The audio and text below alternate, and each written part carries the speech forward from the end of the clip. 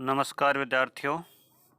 आज हम बात करेंगे मानव भूगोल के जनजाति की कड़ी में ही एक आदिवासी जनजाति बद्दू जनजाति के बारे में, बेडविन्स ट्राइब्स के बारे में। बद्दू आदिवासी उष्ण मरुस्थलीय परिवेश में घुमक्कड़ पशुपालक के प्रतीक हैं।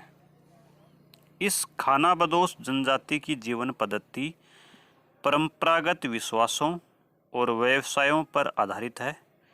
मूलतः इस्लाम धर्म के अनुयायी होते हुए भी ये अपनी पहचान बनाए रखने के लिए सभ्य समाज से दूर रहना पसंद करते हैं। ये भले ही इस्लाम धर्म को मानते हैं, लेकिन ये आधुनिक दिनचर्या में, या यूँ कहें कि जो आधुनिक जीवन शैली है उसको नहीं अपनाते हैं। इनका सारा जीवन पशुपालन हेतु चारा और पानी की तलाश में बीत जाता है। प्रकृति की क्रूरता के कारण इनका स्वभाव भी क्रूर हो जाता है। ये अरब प्रजाति के आदिवासी हैं। इनका कद लंबा, शरीर बलिष्ठ, नाक तीखे और रंग साफ होता है। ये निडर और साहसी होते हैं। इनका जीवन मस्ती से ओतप्रोत होता है, लेकिन इनके अहंकार को छेड़ना भयावह होता है। वैसे स्वभाव से ये उदार, मिलनसार और अतिथि सत्कार के हिमायती होते हैं। अरब साम्राज्य के विस्तार में इनकी महत्वपूर्ण भूमिका बताई जाती है, क्योंकि ये बड़े लड़ाकू स्वभाव के योद्धा होते हैं। तो इस तरह से आपने इनका प्रारंभिक इनकी जानकारी हासिल की। अब हम बात कर लेते हैं इनके निवास क्षेत्र के बारे में। तो जैसा कि ऊपर पहले ही मैं आपको बता चुका हूँ कि ये अरब मरुस्थल के निवासी हैं। बद्दू आदिवासी मध्य सीरिया से लेकर सऊदी अरब के उत्तरी मरुस्थल तक फैले हुए हैं। इसी भाग में रुवाल पर्वत श्रेणी है, जिसके कारण इन्हें रुवाल बद्दू भी कहते हैं। बद्दू का अर्थ होता है खुले भाग में रहने वाले लोग। चूँकि ये लोग खानाबदोश जीवन के प्रतीक हैं, अतः इन्हें बद्दू या बदिया कहा जाता है। इनका प्रमुख निवास क्षेत्र दक्षिणी सीरिया से प्रारंभ होकर जॉर्डन और मध्य सऊदी अरब का मरुस्थलीय क्षेत्र है। इस क्षेत्र का उत्तरी भाग पथरीला मरुस्थल है, जबकि दक्षिणी भाग रेतीला मरुस्थल है। उत्तरी भाग में जाड़े की वर्षा अपेक्षाकृत अधिक होती है, जबकि दक्षिणी भाग शुष्क रहता है। जैसा कि विद्यार्थियों आपको पहले से ही ये ज्ञात होगा कि अरब के मरुस्थल में जो थोड़ी बहुत बारिश होती है वो केवल सर्दियों की ऋतु में ही होती है। भूमध्य सागरीय चक्रवातों के रूप में ये बारिश होती है। यहाँ पर गर्मियों में वर्षा नहीं होती है।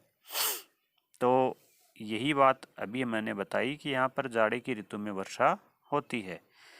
इस मरु क्षेत्र का उत्तरी भाग नफद और दक्षिणी भाग दहना के नाम से जाना जाता है। जॉर्डन की दक्षिणी सीमा पर स्थित सीमाबदी सिरबन की निम्न भूमि इनके ग्रीष्मकालीन आवास का मुख्य क्षेत्र है, क्योंकि अन्य क्षेत्रों में जल स्रोत सूख जाते हैं। उष्ण शुष्क जलवायु, मामूली घास और खजूर के पेड़ पर आधारित कुछ जीव जंतु जैसे खरगोश, हिरण आदि प्राकृतिक परिवेश के जीव यहाँ पर निवास करते हैं। सॉरी। यहाँ पर भयानक गर्मी होती है, न्यूनतम जल स्रोत और ग्रीष्म काल में चारे की कमी के कारण बद्दू चलवासी पशुचारण के लिए बाध्य हैं। घास और पानी की तलाश में ये रुवाल के आसपास भटकते रहते हैं। इस क्षेत्र में टिड्डियों की उपस्थिति भी उल्लेखनीय है, जो घास खाकर जीवित रहती है। हमारे विद्यार्थियों ने इस साल हमारे झुंझुनू या पश्चिमी राजस्थान में टिड्डियों के दलों को अच्छी तरह से देखा भी होगा, क्योंकि इस साल यहाँ भी टिड्डियों का आतंक रहा था। कई खेतों में टिड्डियों को आपने भी भगाते हुए देखा होगा।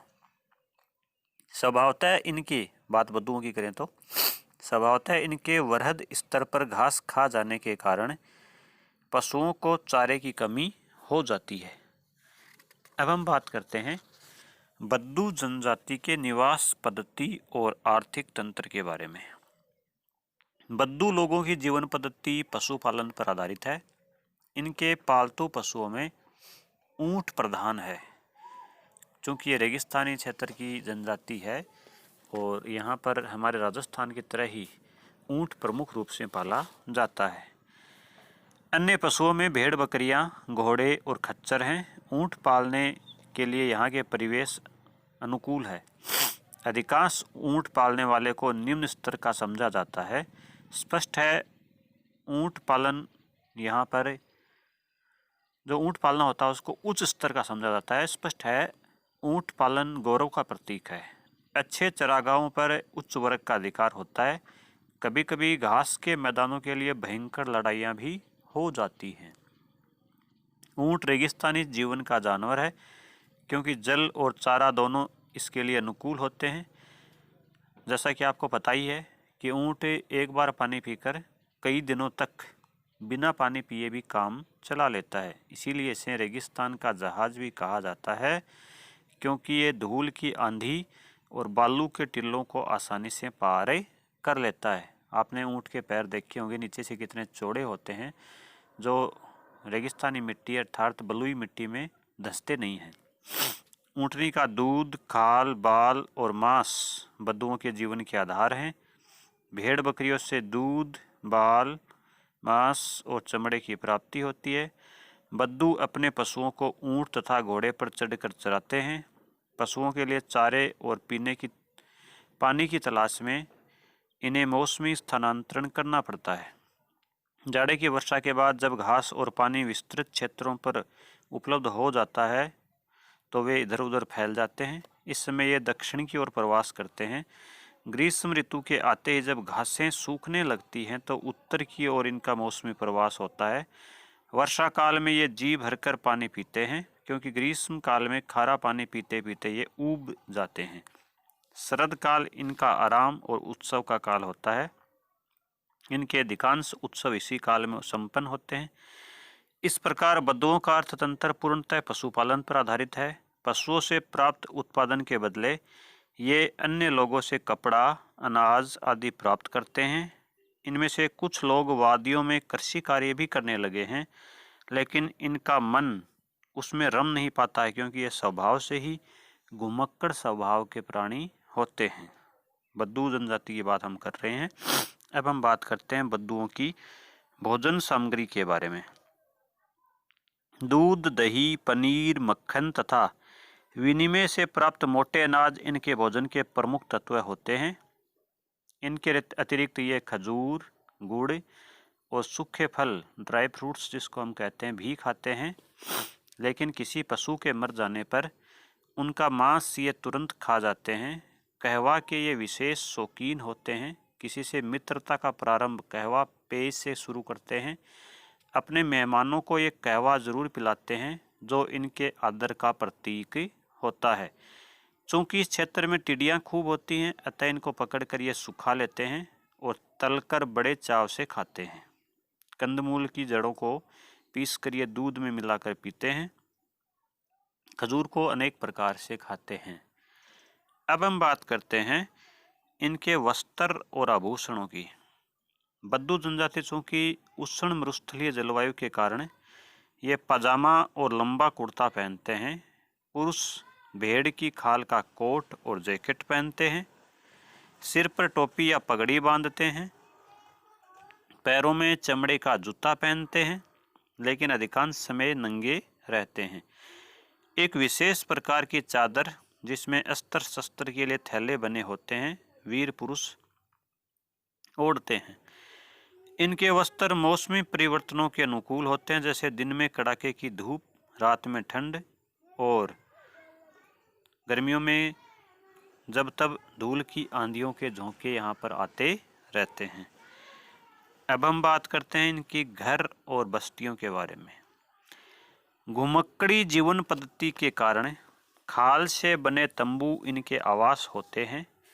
जिन्हें ये गाड़ते और उखाड़ते रहते हैं, क्योंकि ये घुमक्कड़ स्वभाव के होते हैं। ये प्रवासित होते रहते हैं। गर्मियों में ये उत्तर की ओर चले जाते हैं, सर्दियों में दक्षिण की ओर आ जाते हैं। इस प्रकार से तंबू में पुरुष और स्त्रियों के लिए अलग अलग खंड होते हैं। जमीन पर गलीचा, दरी आदि बिछाते हैं। छोटा परिवार एक ही तंबू और बड़े परिवार अलग अलग तंबुओं में निवास करते हैं। कबीले का मुखिया तंबू के स्थल का चुनाव करता है। उसका तंबू बीच में और अन्य लोगों के तंबू चारों ओर फैले रहते हैं। दो तंबुओं के मध्य पशुओं को रखते हैं। एक बद्दू की अनेक पत्नियों के लिए अलग अलग तंबू होते हैं। इसी प्रकार शादी होते ही बेटे का तंबू अलग कर दिया जाता है। इनकी बस्ती पूर्णतः अस्थायी होती है। जाड़े की अपेक्षा ग्रीष्म काल में ये अधिक समय तक एक स्थान पर रहते हैं, क्योंकि उसमें जल का अभाव होता है। जहाँ धरातलीय जल या कुआं बनाने की सुविधा होती है, वहाँ इनका ठहराव अधिक होता है। इस प्रकार जाड़े में इनके खेमे विस्तृत क्षेत्र में फैल जाते हैं। जब वर्षा के कारण जल और घास अधिक क्षेत्र पर उपस्थित होती है और ग्रीष्म काल की बस्तियां वादियों और जल स्रोतों के पास सिंकुड़े जाती है।